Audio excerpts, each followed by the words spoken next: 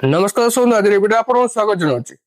ଆଜି ଦ୍ରୁତ ଗତିର ଜୀବନଶୈଳୀରେ ଓଜନ ବୃଦ୍ଧି ଏକ ସାଧାରଣ ସମସ୍ୟା ପଲିଟିକ୍ସ। ଅନେକ ଲୋକ ଓଜନ କମାଇବା ପାଇଁ ଜିମ୍ ଯାଆନ୍ତି, ଡାଏଟ୍ କରନ୍ତି, କିନ୍ତୁ ଆସନ ରୂପକ ଫଳ ପାଆନ୍ତି ନାହିଁ। ଆଜି ଆମେ ଆଲୋଚନା କରିବା କୌଣସି ବିନା ପାର୍ଶ୍ୱ ପ୍ରତିକ୍ରିୟାରେ ନିଜ ଘରୋଇ ଉପଚାରରେ ନିଜ ଓଜନକୁ ନିୟନ୍ତ୍ରଣ କିପରି ରଖିବା ସେସବୁ ବିଷୟରେ ଆଲୋଚନା କରିବା।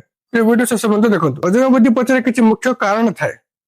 ଖାଦ୍ୟପେୟର ଅନିୟମିତତା, ତେଲ ମସଲା ଯୁକ୍ତ ଖାଦ୍ୟ ଖାଇବା, ଅତ୍ୟଧିକ ମିଠା, ଫାଷ୍ଟଫୁଡ ଯୁକ୍ତ ଖାଦ୍ୟ ଖାଇବା, ଦିନ ସାରା ଗୋଟେ ସ୍ଥାନରେ ବସି କାମ କରିବା, ବ୍ୟାୟାମ ନ କରିବା, ପର୍ଯ୍ୟାପ୍ତ ପରିମାଣରେ ନିଦ ନହେଲେ ଆମ ଶରୀରରେ ହରମୋନର ସନ୍ତୁଳନତା ବିଗିଡ଼ିଯାଏ, ଯାହା ଫଳରେ ଓଜନ ବୃଦ୍ଧି ହୁଏ। ଓଜନ କମାଇବା ପାଇଁ ଖାଦ୍ୟର ହେଉଛି ମୁଖ୍ୟ ଭୂମିକା।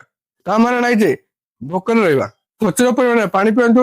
ଦିନକୁ ଅତି କମରେ 3 ରୁ 4 ଲିଟର ପାଣି ପିଅନ୍ତୁ, ଯାହାଦ୍ୱାରା ଆମ ଶରୀରରେ ବିଷାକ୍ତ ପଦାର୍ଥକୁ ବାହାର କରିବାରେ ସାହାଯ୍ୟ କରିଥାଏ। ଫାଇବର ଯୁକ୍ତ ଖାଦ୍ୟ, ସବୁଜ ପନିପରିବା, ଫଳ, ଓଟ୍ସ, ଅଙ୍କୁରିତ ଜନିତ ଅନାଜକୁ ଖାଦ୍ୟରେ ସାମିଲ କରନ୍ତୁ। ଜଙ୍କ ଫୁଡ ଦୂରେଇ ରୁହନ୍ତୁ।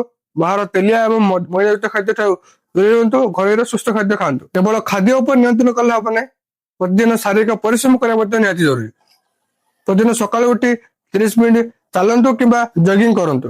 ଆପଣ ସୂର୍ଯ୍ୟାସନ, କିଛି ସହଜ ବ୍ୟାୟାମ ମଧ୍ୟ ଯୋଗାସନ ଆଦି କରିପାରିବେ। ଯଦି ଜିମ୍ ଯିବା ପାଇଁ ସମୟ ନାହିଁ, ତେବେ ଘରେ ହିଁ କାର୍ଡିଓ ଏବଂ ଷ୍ଟ୍ରେଚିଂ ବ୍ୟାୟାମ କରନ୍ତୁ। ଓଜନ କମାଇବା ପାଇଁ ଦିନଚର୍ଯ୍ୟାକୁ ଶୃଙ୍ଖଳିତ କରିବା ନିହାତି ଜରୁରୀ।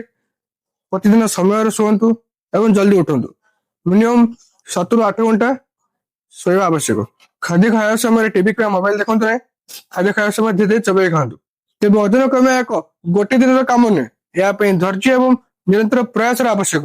ଆଜିଠାରୁ ନିଜ ସ୍ୱାସ୍ଥ୍ୟ ପ୍ରତି ଯତ୍ନବାନ ହୁଅନ୍ତୁ। ଏହି ଭିଡ଼ିଓଟି ନିଜ ସାଙ୍ଗସାଥି ଓ ପରିବାରକୁ ସେୟାର କରନ୍ତୁ।